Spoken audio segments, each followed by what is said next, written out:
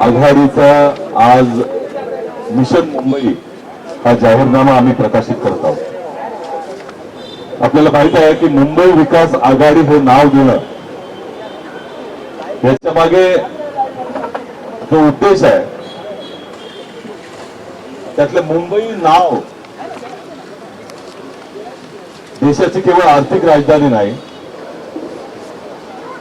महाराष्ट्राची राजधानी नाही, तर मुंबईची ओळख ही मुंबईकरांपासून येते आणि त्या मुंबईच्या ओळखीला देखील या आघाडीमध्ये महत्व दिलेलं आहे. या मुंबईची व्याख्या आपल्याला माहित असेल की इंडिया आघाडी आम्ही काढली होती त्यावेळेला त्या इंडिया या शब्दाचा फोड करून आपल्याला सांगितलं होतं. तशाच पद्धतीनं मुंबई या शब्दाची आम्ही फोड त्या ठिकाणी केलेली आहे. मुंबई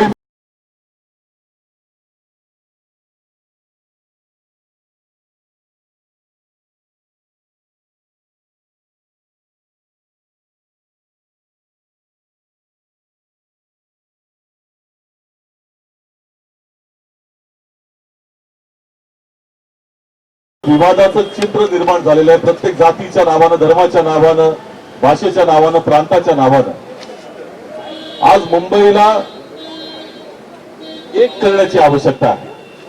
विवादांपासून विकासाकडे घेऊन जाण्याची आवश्यकता आणि त्यामुळेच मुंबई फॉर युनिटी, मुंबईच्या संदर्भामध्ये बोलायचं झालं तर एकता हा अतिशय महत्वाचा शब्द आहे. गतिशीलता, संपूर्ण देशामध्ये सगळ्यात गतिशील कुठलं शहर असेल तर ते मुंबई आहे. आणि या कालावधीमध्ये ज्या पद्धतीचं प्रशासन हे भारतीय जनता पक्ष, शिवसेना आणि ज्यांनी राज्य केलं त्यांच्या माध्यमातून मिळालं, मुंबई जवळपास ठप्प करण्याचं काम केलेलं आणि त्यामुळे पुन्हा गतिशील करायची आहे मुंबईला. आज ट्रॅफिकचा प्रचंड मोठा प्रश्न या ठिकाणी आहे आणि मुंबई जर चालली नाही तर देश चालणार नाही. हे देशाचं इंजिन आहे आणि त्यामुळे गतिशीलता अतिशय महत्वाचा शब्द आहे. Mumbai for mobility.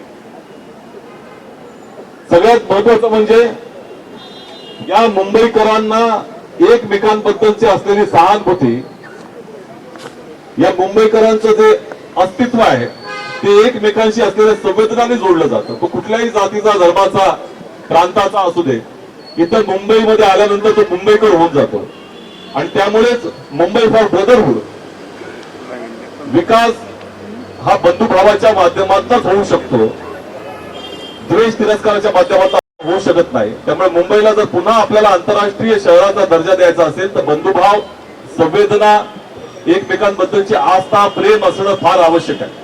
जसं भारत जोडो यात्रा ही राहुलजींच्या नेतृत्वाखाली, काँग्रेस नेते राहुल गांधीजींच्या नेतृत्वाला निघाली होती भारत जोडण्याचा, तसंच मुंबई जोडण्याचा प्रयत्न हा मुंबई काँग्रेस आणि मुंबई विकास आघाडीच्या माध्यमातून आम्ही करणार. आणि सगळ्यात महत्वाचा शेवटचा जो विषय आहे तो आहे इन्क्लुसिव्ह डेव्हलपमेंटचा आय, मुंबईचा आय.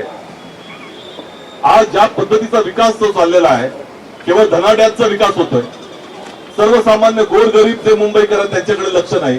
मध्ये अहवाल आला होता की मुंबईच्या 25 वॉर्डांना निधी देखील दिला गेला नव्हता किंवा कमी निधी पोहोचलेला आहे. मुंबईकरांना शौचालयाची आवश्यकता आहे, मुंबईकरांना त्या ठिकाणी फुटपाथची आवश्यकता आहे, मुंबईकरांना रुग्णालयांची आवश्यकता आहे, मुंबईकरांना शाळांची आवश्यकता आहे. त्यामुळे ही मुंबईची जी फोड आहे इन्क्लुसिव्ह डेव्हलपमेंट, सर्वसमावेशक, संवेदनशील आणि माणुसकी असलेला विकास, हे केवळ अदानी त्या ठिकाणी किंवा उद्योजकांचा विकास नाही तर गोरगरिबांसहित सर्वांचा विकास. मुंबई ही केवळ पेटर रोड किंवा त्या ठिकाणी कप्परेटमध्ये नाही तर मुंबई ही तुम्हाला धारावीमध्ये दिसते, मुंबई ही तुम्हाला घाटकोपरमध्ये दिसते, मुलुंडमध्ये दिसते, मुंबई ही तुम्हाला बेरामपाड्यामध्ये दिसते. सगळीकडे मुंबई आहे आणि त्या सगळ्यांचा विकास समान पातळीवर झाला पाहिजे. यासाठी ही मुंबई विकास आघाडी आम्ही स्थापन केलेली आहे. मी आता विनंती करतो की हा जो जाहीरनामा मिशन मुंबई आम्ही जो ठेवलेला आहे त्याच्या संदर्भात प्रकाश टाकण्याचं काम हे मुंबई काँग्रेसच्या अध्यक्ष खासदार वर्षाताई गायकवाडजी आपल्या समोर करतील. सर्वप्रथम मी आपल्या सगळ्यांचं या ठिकाणी स्वागत करते आणि आपल्याला एक गोष्ट निश्चितपणे सांगू इच्छिते की भारतीय राष्ट्रीय काँग्रेस, वंचित बहुजन आघाडी, राष्ट्रीय समाज पक्ष आणि Republican party of India Gavai गट यांच्या वतीने आज आम्ही मिशन मुंबई आपल्या सगळ्यांसमोर घेऊन आलेलो आहोत. ही पत्रकार परिषद या ठिकाणी घेण्यामागचं कारणच मुळात हे आहे की समोर मुंबई महानगरपालिकेची इमारत आहे, सातत्याने मी सांगते जवळपास 3 वर्ष 9 महिने जे आहे त्या ठिकाणी लोकप्रतिनिधी नाहीत। आज मुंबई महानगरपालिकेचं जे इलेक्शन होत आहे ते पण माननीय सर्वोच्च न्यायालयाच्या निकालानुसार होत आहे। त्यामुळे या ठिकाणी लोकप्रतिनिधी यावे ही सर्वोच्च न्यायालयाची जनतेची इच्छा असताना आपण बघत होतो की कशा तऱ्हेने इलेक्शन टाळता यावं यासाठी सरकारचे प्रयत्न सुरू होते। पण हे इलेक्शन होत आहे आणि 15 तारखेला जे आहे ते मतदान होणार आहे, 16 तारखेला निकाल लागणार आहे आणि आम्ही आज आपल्या सगळ्यांसमोर जे आहे ते आमचं मिशन 2026 सादर करत आहोत, ज्याच्या माध्यमातून मुंबई महानगरपालिकेमध्ये आम्ही सांगत आहोत की एकता, गतिशीलता, बंधुता आणि सर्वसमावेशक विकासासाठी मुंबई हा मुद्दा घेऊन आम्ही आपल्या सगळ्यांसमोर आलेलो आहोत। याच्यामध्ये विविध गोष्टी आहेत, जसे मागे आपल्याला माहिती आहे की 1 तारखेला मी एक सांगितलं होतं की वर्षाची सुरुवात होत आहे, त्यावेळी 6 गोष्टीचा आम्ही उल्लेख केला होता, ज्याच्यामधली मुंबई महानगरपालिकेच्या बंद पडलेल्या ज्या शाळा आहेत, मराठी शाळा त्यांना सुरू करण्याबाबत, त्याचबरोबर मुंबई महानगरपालिकेच्या शाळेमध्ये सुविधा उपलब्ध करून देणे, तिथले असलेले वर्ग खोल्या असतील, टॉयलेट असेल, पाण्याचे व्यवस्थापन असेल या संदर्भामध्ये बोललो। BSTच्या बाबतीमध्ये 6000 बसेसच्या संदर्भात बोललो आणि या व्यतिरिक्त आम्हाला हेल्थ कार्ड जे आहे ते युनिव्हर्सल हेल्थ कार्ड जे आहे मुंबई महानगरपालिकेतून मिळालं पाहिजे, चांगलं आरोग्याचे व्यवस्थापन मिळालं पाहिजे, ही सुद्धा भूमिका आम्ही मांडली। त्याचबरोबर मुंबईकरांना मुबलक जे आहे ते पाणी पुरवठा व्हायला पाहिजे, ही सुद्धा आम्ही त्यावेळेला भूमिका मांडली। एक तुम्हाला सांगते मी, प्रत्येक गोष्ट आम्ही ज्या ज्या वेळेला जाहीरनाम्यातल्या गोष्टी डिक्लेअर केल्या, आपल्याला माहिती आहे की आम्ही परवा BSTचा आमचा जाहीरनामा सांगितला, त्या जाहीरनामा आम्ही मुंबादेवीला जे आहे ते BSTचं डेपो होतं त्याच्यासमोर केला। ज्या वेळेला वायू प्रदूषणाबद्दल आम्ही सातत्याने बोलत आहोत, कारण मुंबई आज अनहेल्दी पासून डेंजरस म्हणजे हजार्डस पर्यंत गेलेली आहे, धोकादायक पर्यंत झालेली परिस्थिती आहे मुंबईची। त्याचा ज्या वेळेला आम्ही जाहीरनामा केला होता तो आम्ही नरिमन पॉइंटला केला होता आणि आज आम्ही सगळेजण हा जो जाहीरनामा मिशन मुंबईचा करतो, ज्याच्यामध्ये आम्ही बॉटॅनिकल गार्डन, आम्ही पाण्यासंदर्भात बोलतोय, घनकचऱ्याच्या व्यवस्थापनासंदर्भात बोलतोय, या सगळ्या प्रश्नाच्या बाबतीत आपल्या समोर आता आम्ही हा पूर्ण जाहीरनामा दिलेला आहे। त्यामुळे मला हीच या ठिकाणी सगळ्यांना सांगायचं आहे की या जाहीरनाम्याच्या माध्यमातून आम्ही मुंबईकरांचा जो प्रश्न आहे, जो आवाज आहे तो बुलंद करण्याचं काम आम्ही करत आहोत। मला या ठिकाणी सर्वांचे आभार मानायला पाहिजेत, सर्व उपस्थित नेत्यांचे मला आभार मानायला पाहिजेत की त्यांनी या ठिकाणी आज या जाहीरनाम्याला पूर्णपणे समर्थन दिलेलं आहे। सर्वांची चर्चा करून हा जाहीरनामा आम्ही बनवलेला आहे। आमचे सन्मान्य आमदार असलम शेखजी, सन्मान्य आमदार अमीन पटेलजी, कारण माझ्यानंतर अमीन पटेलजी बोलतील कारण ते या कॅम्पेन कमिटीचे जे आहे ते अध्यक्ष आहेत आणि नंतर मग असलम शेखजी आणि आदरणीय गवई साहेब त्या ठिकाणी जे रासपाचे ते लोक सदस्य या ठिकाणी बोलतील। पण आज आम्ही मुंबईकरांचा आवाज सातत्याने उचलण्याचं काम केलेलं आहे। मी बघते की जिकडे तिकडे जे आहे ते दबाव यंत्र चालू आहे। मी मगाशी चर्चा करत होते की ज्या तऱ्हेने कुलाब्यामध्ये आपल्याला माहिती आहे की इलेक्शनच्या बाबतीमध्ये मोठी घटना घडली, त्या ठिकाणी फॉर्म भरायला लोकांना जाऊ नये म्हणून 3-3, 4-4 तास त्या ठिकाणी अध्यक्ष बसून होते आणि त्यांचे कार्यकर्ते, त्यांचे पदाधिकारी, त्यांचे स्टाफ त्या ठिकाणी बसून होते आणि अशा परिस्थितीमध्ये मुंबई महानगरपालिकेच्या इलेक्शनमध्ये आपण बघतोय की विविध विषयावर चर्चा चालू, त्याच्यामध्ये जास्त चर्चा ही धर्मवाद, जातीवाद, प्रांतवाद आणि भाषावादावरती सुरू आहे। आम्ही सातत्याने सांगतोय की आम्हाला विवाद नको, आम्हाला विकास हवा, आम्हाला विवाद नको, आम्हाला प्रगती हवी, आम्हाला विवाद नको, आम्हाला मुंबईचं मिशन पाहिजे आणि म्हणून मुंबईच्या विषयावरती आम्ही इलेक्शन सातत्याने लढत आहोत। जे मुंबईचे विषय ट्रॅफिक असेल, घनकचरा असेल, पाणी असेल, याचं नियोजन कसं करणार याबद्दल आम्ही सातत्याने बोलत आहोत। जे भ्रष्टाचाराचे मुद्दे आम्ही मांडले त्याच्याबद्दल आम्ही येणाऱ्या काळामध्ये काय कारवाई करणार आहोत या संदर्भात आम्ही आपल्याशी त्या ठिकाणी बोलण्याचं काम केलेलं आहे। त्यामुळे आज आम्ही हा जाहीरनामा मुंबईच्या जनतेला समर्पित करत आहोत। तुमचे प्रश्न, तुमचा आवाज आम्ही या ठिकाणी उचलण्याचं काम करणार आहोत आणि मुंबईकराच्या टॅक्स मधला पै न पै जो आहे तो मुंबईच्या जनतेवर खर्च व्हायला पाहिजे ही आम्ही अपेक्षा करतो।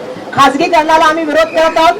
BST असेल, हॉस्पिटल असेल, शाळा असेल, याच्या खाजगीकरणाला मुंबई महानगरपालिकेच्या यंत्रणेला आम्ही विरोध करत आहोत। हे सुविधा म्हणजे मूलभूत सुविधा आरोग्याची असेल, मूलभूत सुविधा शिक्षणाची असेल, जसं मी सांगितलं की बाकीच्या बाबतीमध्ये असेल, या सगळ्या सुविधा ज्या आहेत त्या मुंबई महानगरपालिकेच्या माध्यमातून दिल्या गेल्या पाहिजेत। मुंबईच्या लोकांना जे आहे ते, कारण मुंबई देशाची आर्थिक राजधानी, जागतिक लेवलचे शहर, त्याला त्या तऱ्हेने विकसित केलं गेलं पाहिजे।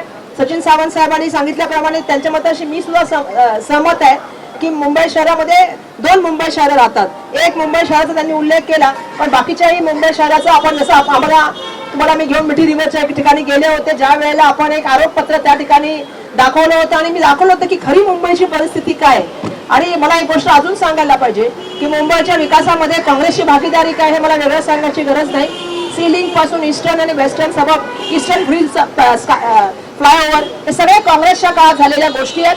आणि आपल्याला माहिती आहे की कोस्टल रोडची संकल्पना असेल किंवा अटल सेतूची संकल्पना असेल किंवा आपण जर आमच्या 2014चा मॅनिफेस्टो बघितला तर मेट्रोची सुद्धा संकल्पना असेल, ही काँग्रेसच्या काळामध्ये त्या ठिकाणी झालेली आहे. काँग्रेस पार्टी नेहमीच जे आहे ते विकासाच्या बरोबर राहिलेली आहे, जनमानसांच्या प्रश्नाच्या बरोबर राहिलेली आहे. आणि म्हणून आज मला या मॅनिफेस्टोच्या माध्यमातून आम्ही आपल्या सगळ्यांसमोर मिशन मुंबई घेऊन येत आहोत. आणि मला अपेक्षा आहे की मुंबईकर ह्याचं आमचं स्वागत करतील आणि याला प्रतिसाद देऊन आमच्याकडे उभे राहतील आणि मुंबईच्या लढाईमध्ये आवाज बुलंद करतील. धन्यवाद.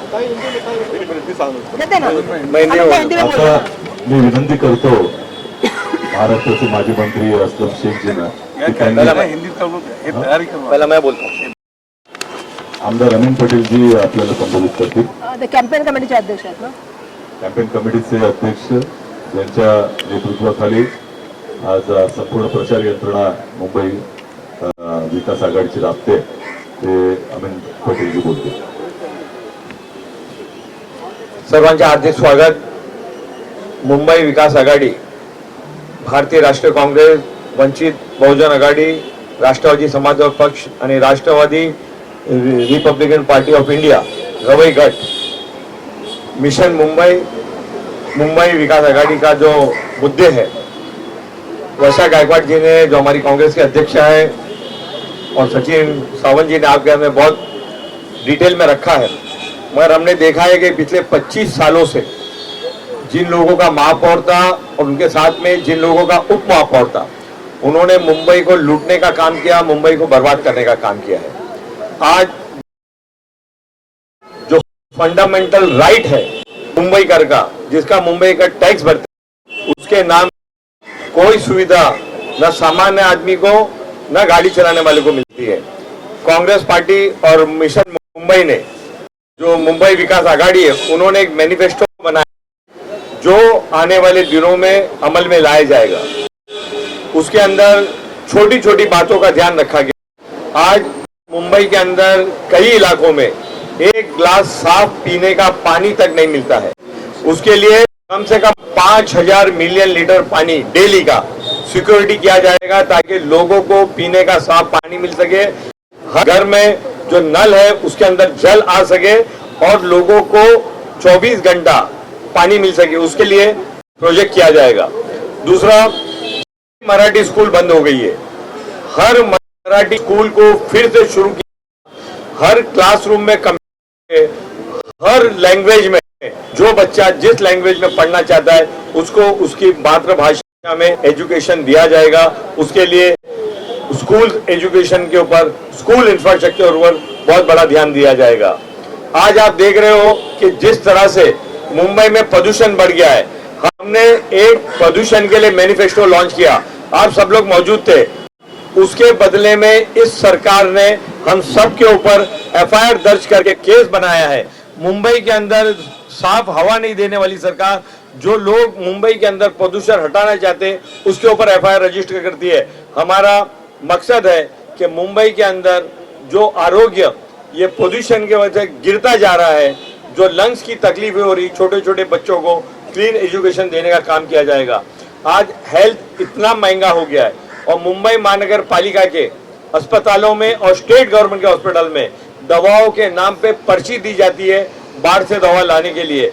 हर अस्पताल जो मुंबई महानगर पालिका का होगा उसमें फ्री मेडिसिन दिया जाएगा. एक यूनिवर्सल फ्री हेल्थ कार्ड दिया जाएगा. मुंबई करों को एक हेल्थ कार्ड दिया जाएगा, जिसके हेल्थ कार्ड को लेकर जाकर वो मुंबई महानगर पालिका में इलाज करा सकते हैं. ओपीडी सर्विस और डायग्नोसिस जो होता है वो होगा 24 घंटा. जो है सीटी स्कैन, एमआरआई मशीन और एक्सरे मशीन बीएमसी की अस्पतालों में 24 घंटा सीटी स्कैन और एमआरआई की मशीन चलाए जाएंगे. जो हॉकर को लेके जो पॉलिसी है, आज जो टाउन वेंडिंग कमेटी है वो बंद है. हॉकिंग पॉलिसी कुछ नहीं है. आज नई हॉकिंग पॉलिसी बना करके इस ट्रैफिक को कम किया जाएगा और हॉकरों को सही जगह दी जाएगी अपना सामान बेचने के लिए. पीपल सेंट्रिक ट्रांसपोर्ट और मोबिलिटी किया जाएगा. मुंबई महानगर पालिका ने बीएसटी को बंद करने का काम किया है, प्राइवेटाइज करने का काम किया है, बिल्डरों को बेचने का काम किया है, डिपो को बेचा है, बसों को बंद किया है.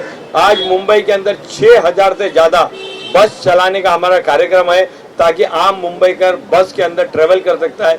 और आज जो प्राइवेट बसेस चल रही है, जो 50, 100, 150, 200, 250 रुपया लेकर लोगों को ट्रेवल करवा रही, उनको बंद करके मुंबई महानगर पालिका की BST के बसों को चलाने का काम फिर से शुरू किया जाएगा। हर डिपार्टमेंट के अंदर से भ्रष्टाचार को हटाया जाएगा। जो क्लस्टर रिडेवलपमेंट का पॉलिसी है, जो 4000 मीटर का है, उसको कम करके 3000 मीटर का क्लस्टर पॉलिसी लाया जाएगा। 9 मीटर के जो रोड है, जो बड़े रोड है, उनके तुलना में छोटे रोडों को भी FSI दी जाएगी, ताकि पुरानी जर्जर इमारत में जिसमें मुंबई का रहता है, उनको अपने हक का, मालकी का घर देने का काम आने वाले दिनों में कांग्रेस पार्टी और जो कांग्रेस मुंबई मिशन है उसके अंदर किया जाएगा। मी आता विनंती करतो महाराष्ट्राचे माजी मंत्री असलेजींना आप भी बोलिए, बोलिए, दोनों बोलिए, जरूरी मुंबई विकास आघाडीचे मित्र पक्ष घटक पक्ष रिपब्लिकन पार्टी ऑफ इंडिया जवळी गटाचे प्रमुख मी राजेंद्र गवईजींना विनंती करतो की त्यांनी आपल्याला संबोधित करा। काँग्रेस पक्ष, Republican party of India, Vanchit Bahujan आघाडी, रासपा आणि कम्युनिस्ट पक्ष आम्ही सगळ्यांनी मिळून ही मुंबई विकास आघाडी स्थापन केलेली आहे। आणि आमचा उद्देश काय, आम्ही यापूर्वी बाकीच्या वक्त्यांनी सांगितलं, आदरणीय वर्षाताईंनी सांगितलं, अमीनजींनी सांगितलं, सचिनजींनी सांगितलं, सगळ्यात महत्त्वाचं ब्रदरहूड हे डेव्हलप करणं। कारण की या शहरामध्ये सर्व धर्म समभावाचा विचार असतो, परंतु काही लोक हा विचार एकमेकांमध्ये तेढ निर्माण करण्याचा प्रयत्न करतात, तो आम्हाला टाळायचा आहे। जसं ग्रामीण भागामध्ये वेगवेगळ्या जातीचे लोक एकेका ठिकाणी राहतात, एका गावामध्ये हा अमुक पुरा, तसं या मुंबईमध्ये नसतं। बाहेरच्या प्रांताचे, बाहेरच्या समाजाचे अनेक लोक एकाच बिल्डिंगमध्ये प्रेमाने गुण्यागोविंदाने राहतात। हे आम्हाला टिकवायचं आहे, ब्रदरहूड टिकवायचं आहे। बाकीचे जर BSTचा मुद्दा अमीनबाईंनी सांगितलाच आहे, स्वच्छ पाण्याचा मुद्दा सुद्धा सांगितलेला आहे। शाळेमध्ये सुविधा कशा असाव्यात त्याबद्दल सुद्धा अमीनजी यांनी सांगितलं आहे, वर्षाताईंनी सांगितलं, सचिनजींनी सांगितलं आहे। मी स्वतः डॉक्टर आहे, MBBS आहे, त्वचा रोग तज्ञमध्ये उच्च शिक्षित आहे। सोमया मेडिकलला मी प्राध्यापक होतो। जेव्हा एक पेशंट येतो, गरीब पेशंट येतो, तेव्हा त्याच्यावरती काय बीतते आणि त्याच्या परिवारावरती काय बीतते हे मी तेव्हा अनुभवलेलं आहे। तेव्हा युनिव्हर्सल हेल्थ कार्ड म्हणजे हॉस्पिटलमध्ये गेल्या त्या हेल्थ कार्डमुळे आपल्याला योग्य सुविधा मिळू शकतील, फुकट औषध मिळू शकतील। CT स्कॅन लागलं तर CT स्कॅनची व्यवस्था होऊ शकेल, अल्ट्रासाऊंड लागलं तर त्याची व्यवस्था होऊ शकेल। अशा प्रकारच्या अनेक यामध्ये नमूद केलेले आहेत। आणि ही महाविकास आघाडी जे आहे, हे जे काही नमूद केलेलं आहे या जाहीरनाम्यामध्ये, ते पूर्ण करून दाखवतो। जय भीम। काही प्रश्न असतील तर वर्षाताई आपल्याला उत्तर देतील। आज थेट फुटपाथवरच ही अजेंडा जो आहे नगरपालिकाचा मुख्यालय जाहीरनामा करण्यात आलेला आहे, यामागे सुद्धा काही विशेष कारण आहे? बिलकुल आपण बघितलं असेल तर ही जागा बिलकुल मुंबई महानगरपालिकेच्या इमारतीच्या समोरची आहे। आणि या ठिकाणी आम्ही मुंबई महानगरपालिकेमध्ये येणाऱ्या काळामध्ये काय भूमिका घेऊन जाणार आहोत, या फुटपाथवरून त्या फुटपाथपर्यंत जाताना आमचा मार्ग काय असणार आहे, हे या पुस्तकाच्या माध्यमातून आम्ही आपल्याला दाखवण्याचा प्रयत्न केलेला आहे। आणि आमचं विजन हे सुस्पष्ट आहे, जसं आम्ही सांगतोय की त्याप्रमाणे आमचं विजन आहे एकता, गतिशीलता, बंधुता आणि सर्वसमावेशक विकास। हे आमचं विजन आम्ही घेऊन चालले, ज्याच्यामध्ये विविध जे मुद्दे आहेत त्याच्यामधले काही मुद्दे अमीन पटेल साहेबांनी सांगितले, काही मुद्दे सचिन सावंत साहेबांनी सांगितले, काही मुद्दे मी सांगितले। पण आमचा हा प्रयत्न राहणार आहे, कारण शेवटी ज्या जनमानसांसाठी किंवा मुंबईकरांसाठी हा आम्ही जाहीरनामा तयार केलेला आहे, त्या मुंबई महानगरपालिकेच्या समोर येऊन आम्ही करावा। कारण तुम्ही बघितलं असेल की BSTचा पण आम्ही BSTच्या डेपोच्या बाहेर केला, त्या ठिकाणी आम्ही प्रदूषणाचा केला, तो आम्ही नरिमन पॉइंटला केला। आम्ही ह्या माध्यमातून एक सांगू इच्छितो की मुंबईकरांच्या प्रश्नासाठी मुंबईचा महापौर असेल होणाऱ्या काळामध्ये त्याने जमिनी उतरून मुंबईच्या प्रश्नावरती काम करण्याची आवश्यकता आहे। आणि मुंबईमध्ये आज प्रश्न काय, मुंबईमध्ये ट्रॅफिकचा प्रश्न आहे, मुंबईमध्ये घनकचऱ्याच्या व्यवस्थापनाचा प्रश्न आहे, मुंबईमध्ये रस्त्याचा प्रश्न आहे, मुंबईमध्ये पाण्याचा प्रश्न आहे। ज्या फुटपाथवर आपण बसलो किती ठिकाणी फुटपाथचा सुद्धा प्रश्न आहे। आता आपल्याला माहिती आहे की गार्डन्स नाही आहेत, ग्रीन झोन नाही आहेत, त्याच्या बाबतीमध्ये मोठ्या प्रमाणामध्ये आरेमध्ये कत्तल झाली, इतर ठिकाणी झालेली आहे. आणि आज वायू प्रदूषण हा सगळ्यात महत्त्वाचा प्रश्न आहे. त्यामुळे बॉटॅनिकल गार्डन्स असतील, विविध व्यवस्थापन असेल, या संदर्भामध्ये सुद्धा आम्ही या ठिकाणी सांगत आहोत. त्यामुळे ही जागा ऐतिहासिक जागा आहे. मुंबई महानगरपालिकेच्या इमारतीसमोर आम्ही बसलेलो आहोत आणि येणाऱ्या काळामध्ये आमचे नगरसेवक आतमध्ये जाऊन त्या जाहीरनाम्यावरती काम करण्याचं काम करतील. बिनविरोध नाही होणार. यामागे काही कारस्थान आहे का? नाही, हे तर मोठं षडयंत्र आहे. म्हणजे मी तुम्हाला सांगितलं, मगाशी सुद्धा मी एक चर्चा करत होते काही पत्रकारांशी वैयक्तिक, त्यामुळे त्यांना म्हटलं की 3-3 तास जर अध्यक्ष बसत असतील विधानसभेचे त्या ठिकाणी आरोच्या समोर आणि ऑफिसमध्ये आपल्या स्टाफला घेऊन, आपल्या पदाधिकाऱ्यांना घेऊन आणि बाकीच्या त्या ठिकाणी गेलेल्या सगळ्या कॅन्डिडेटला 3 तास स्कुटनीच्या नावाखाली पेपर तपासणी चालली असेल आणि त्या आतमध्ये जाऊ शकलेले आहे कॅन्डिडेट आणि म्हणून त्यांना त्या ठिकाणी फॉर्म घेतला नसेल तर कसं चालणार? आज मोठ्या प्रमाणामध्ये जे कॅन्डिडेट त्या ठिकाणी आहेत ते किती दबावाखाली आहेत. म्हणजे तुमच्या घरामधले भाऊ वहिनी लढत असतील म्हणून तुम्ही लोकांवरती इतका दबाव निर्माण केला. तुमचे त्याचे व्हिडिओ सुद्धा आले. आज आम्ही बघतोय की तिथे लोकांना टोकन दिले गेले, लोकांनी पैसे सुद्धा भरले. मग असं असताना आपल्या सगळ्यांना माहिती, जितके इथे बसले ते सगळ्यांना, माझा राज्य निवडणूक आयोगाला त्या ठिकाणी प्रश्न आहे की जर टोकन आहे, पैसे दिले तर त्याचे फॉर्म का नाही घेतले? रात्री 11:30 पर्यंत आम्ही निवडणूक आयोगाला सांगत होतो, बरोबर ना अमित पटेल साहेब, की आपण फॉर्म स्वीकारावा, पण फॉर्म स्वीकारले गेलेले नाहीत. बरोबर का साहेब? तुम्ही सुद्धा होता फॉर्म केला ना? दुसऱ्या दिवशी सकाळी आम्ही स्कुटनीच्या काही पेपर समजा असतील तर बदलू काही शकतो, काही चेंज करू शकतो. असं असल्यामुळे आम्ही त्या ठिकाणी गेलो. सकाळी 9:30ला पण विधानसभेचे अध्यक्ष तिथे. म्हणजे रात्रभर तुम्ही अख्खा दिवस बसलात, दुसऱ्या दिवशी सकाळी सुद्धा तुम्ही त्या ठिकाणी उपस्थित आहे. जेव्हा की त्यांच्या कुलाबा मतदारसंघाची किती वाजता हेरिंग होती? म्हणजे तुम्ही काय त्या ठिकाणी करत होता? बसून दबाव टाकत होता आणि निवडणूक आयोगाला पूर्ण अधिकार आहे सुमोटो ऍक्शन घेण्याचा. माझी अपेक्षा आहे, आता आम्ही ऐकलं की कोणी लोक न्यायालयात जातात, पण माझं म्हणणं आहे की राज्य निवडणूक आयोगाने दिनेश वाघमारे साहेबांनी स्वतःहून जे आहे देशाच्या संविधानाच्या माध्यमातून ते बसलेले आहेत, त्यांनी स्वतःहून हा निर्णय घेतला पाहिजे सुमोटो आणि अशा गोष्टीवरती कारवाई केली गेली पाहिजे. ज्या तऱ्हेने व्हिडिओ आले, पण व्हिडिओ न करता पण खूप लोकांना त्या ठिकाणी त्रास झालेला आहे. लोकांना फॉर्म भरायला अडवण्याचं काम त्या ठिकाणी झालेलं आहे. काही आर्थिक राजधानी काही आज संपूर्ण मुंबईमध्ये आपण पाहतोय की बॅनर पोस्टर्स लागलेले आहेत महायुतीचे. शिवसेना नाही, आमचा जाहीरनामा हा आम्ही लोकांमधून विचार करून घेतलेला आहे. याच्यावरती कमिटी बसून कमिटीने पूर्ण अभ्यास आणलेला आहे. याच्यामध्ये सगळ्या पक्षांचे सुद्धा त्या ठिकाणी विचार घेऊन आम्ही आलेलो आहोत आणि सातत्याने आम्ही मुंबईकरांच्या मुद्द्यावरती लढत आहोत आणि मुंबईला पुढे कसं घेऊन जाता येईल, मुंबईला कसं विजन देता येईल या दृष्टिकोनातून मुंबई विजन आम्ही तुमच्या समोर विषय म्हणून घेऊन आलेलो आहे. भाजप आणि शिवसेनेची संपूर्ण मुंबईत बॅनर पोस्टर्स पाहायला मिळतं, बस स्टॉपला किंवा मोठमोठे होर्डिंग लागलेत आणि मुंबईचा विकास महायुतीच करणार असा दावा करण्यात आला. या दाव्यामध्ये किती तथ्य नाही? आता किती वर्षापासून त्यांच्याच हातात आहेत. जसं ह्यांनी सांगितलं, जेव्हा महापौर होते तेव्हा उपमहापौर कोणाचे होते, जेव्हा स्टँडिंग एकाकडे होती तेव्हा इम्प्रुव्हमेंट कोणाकडे होती, आणि आता तर जवळपास 4 वर्ष झाले सरकार त्यांचंच आहे ना, महायुतीचं. चालवतोय पण मुंबई महानगरपालिका आयुक्त चालवतात. आयुक्त पदाधिकारी आहेत, प्रशासकीय अधिकारी आहेत, पण करते काम कोण? सर्वांना माहिती आहे. या फायली सगळ्या मंत्रालयातून साईन होत आहेत आणि मंत्रालयातून निर्णय होत आहेत. मी परवा बीएसटीचं उदाहरण दिलं, त्याच्या आधी मी किती उदाहरणं दिली जे फायली मंत्रालयातून होतात.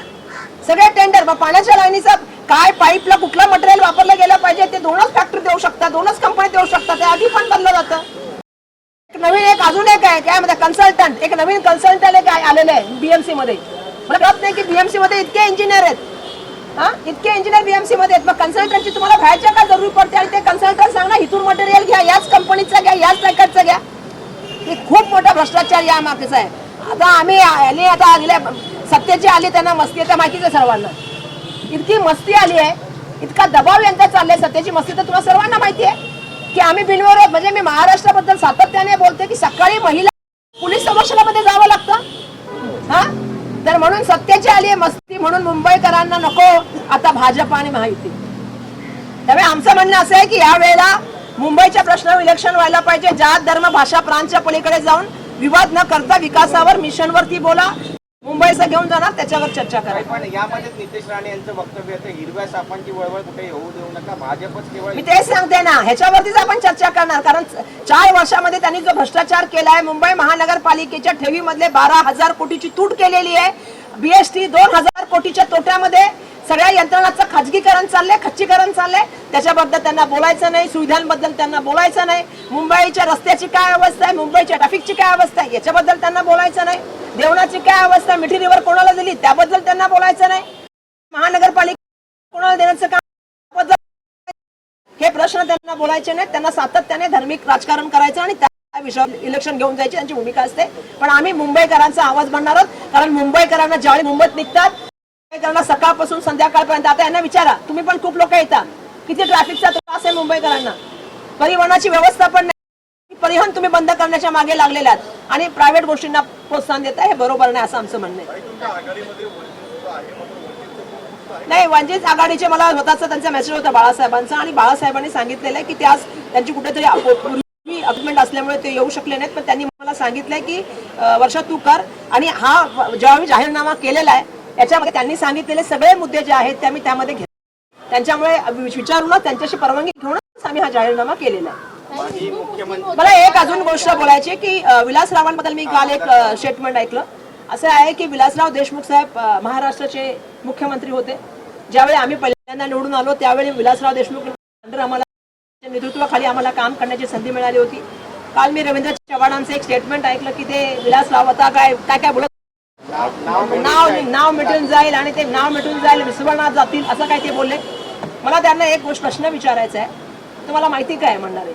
याचं कारण असं की विलासराव हे एक उमदा नेतृत्व होतं, अजात शत्रू होते, ते विरोधकांशी पण मैत्रीपूर्ण आणि सौजन्यपूर्ण संबंधाचं नाव जर कोणी उदाहरण राज्याचं मुख्यमंत्री जाईल तर ते नाव विलासराव देशमुख असेल.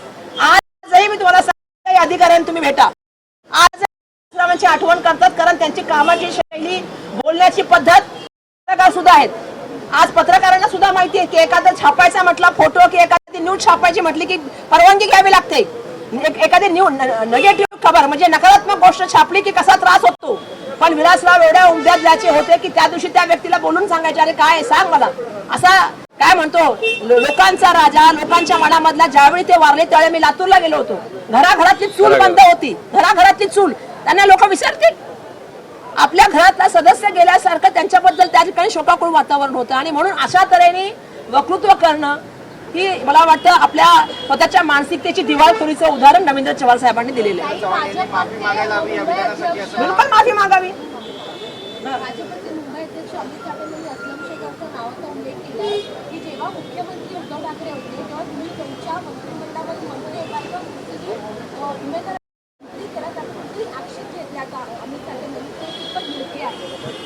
हे असं आहे की भारतीय जनता पार्टीची जेव्हा सरकार होती, देशाचे राष्ट्रपती पण जे APJ अब्दुल कलामला करण्यात आले, आणि अमित साटमचं जर बघायला गेलं तर मला वाटतं की त्यांचे जर आधीचे मी काय त्या व्हिडिओ दाखवलं तर चांगल्या पद्धतीने आमच्या धर्माचा कलमा कसा असतो, टोपी कशी घालता येतं, हे सगळं मतं मागताना त्यांनी सगळं प्रयोग केलेले आहे.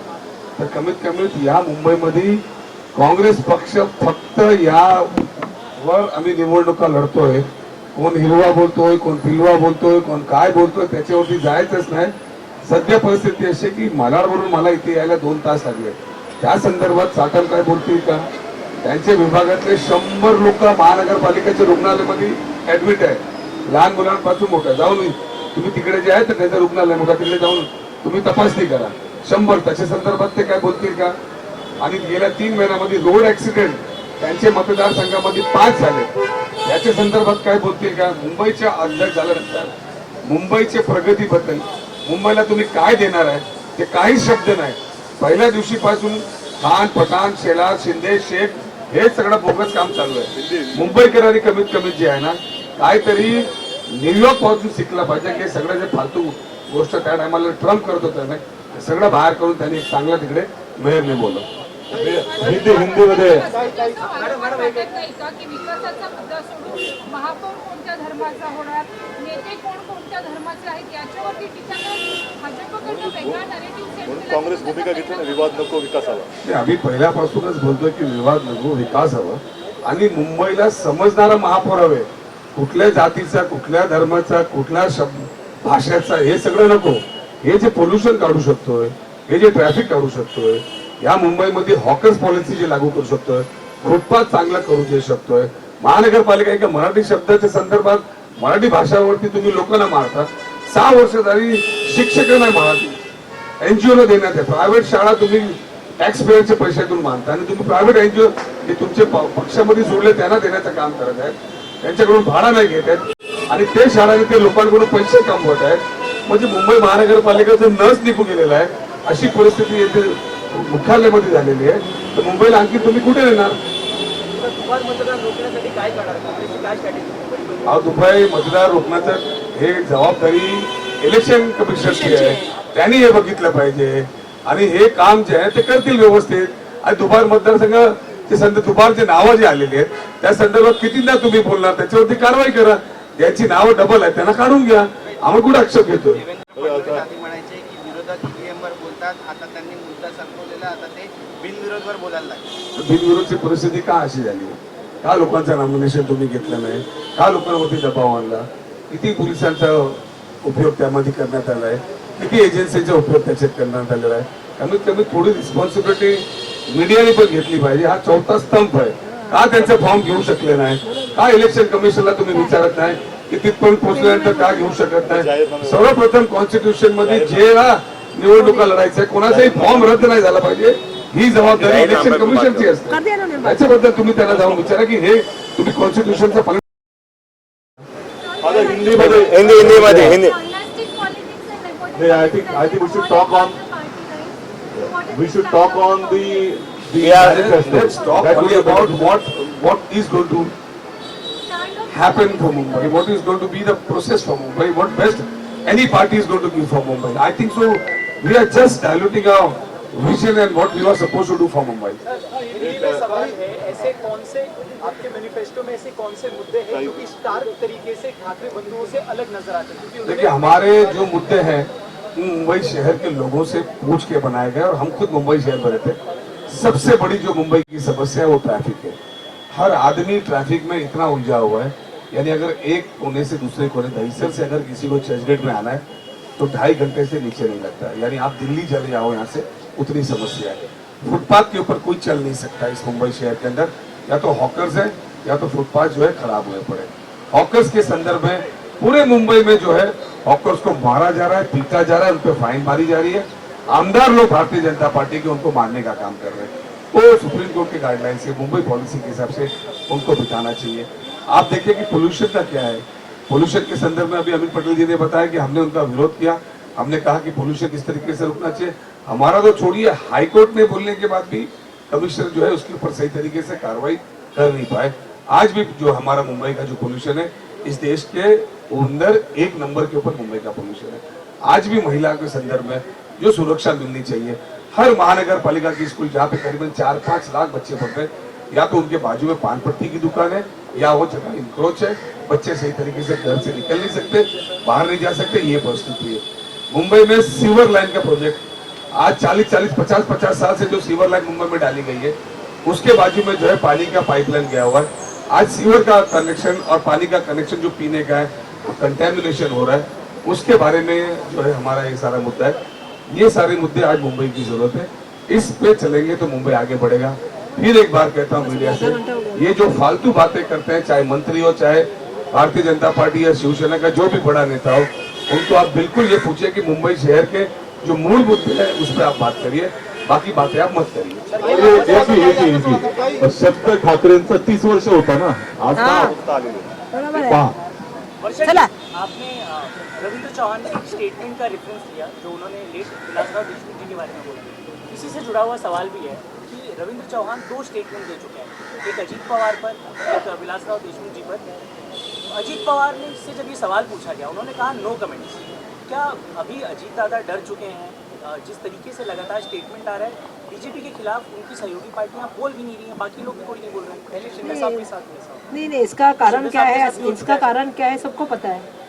दोनों डर गए क्योंकि सेंटर में जो है वो सबसे बड़ा उनका पावर है और फिर बाद में बहुत सारी चीज़ों की वजह से जिस कारण वो वहाँ पे सब लोग गए हैं वो कारण क्या है आप सबको पता है.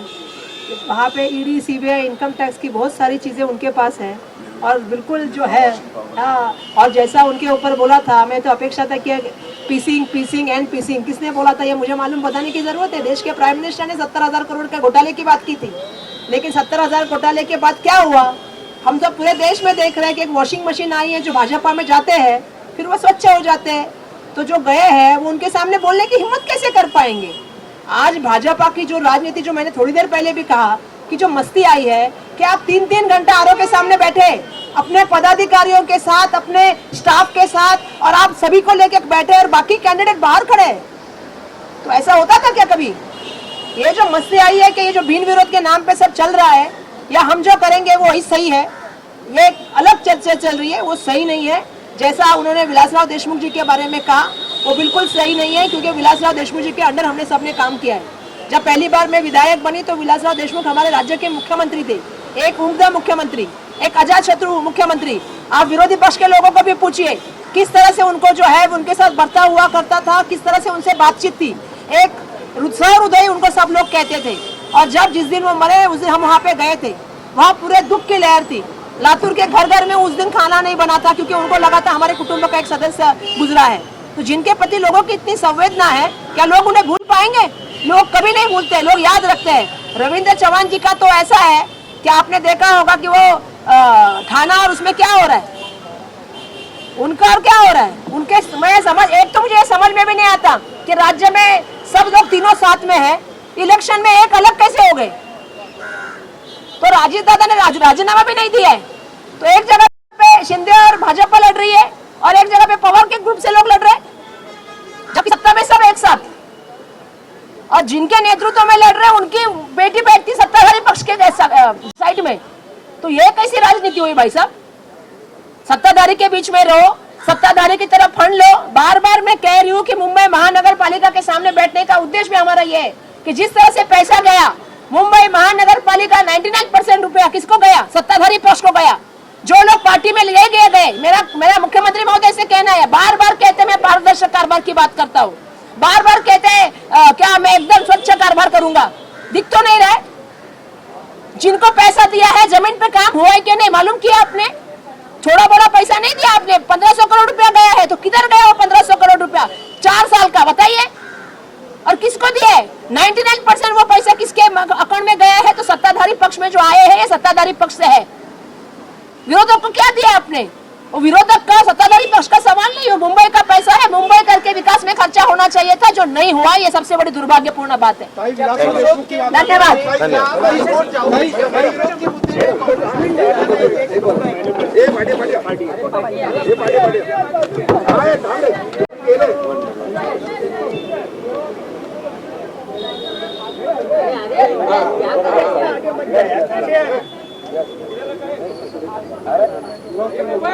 रुकना यार, तू आगे कहाँ जा रहा है?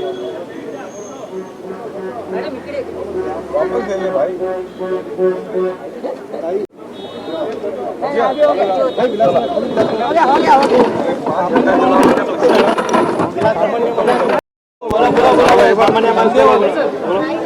आज ड्रग्सच्या बद्दल काय बोललेच नाही.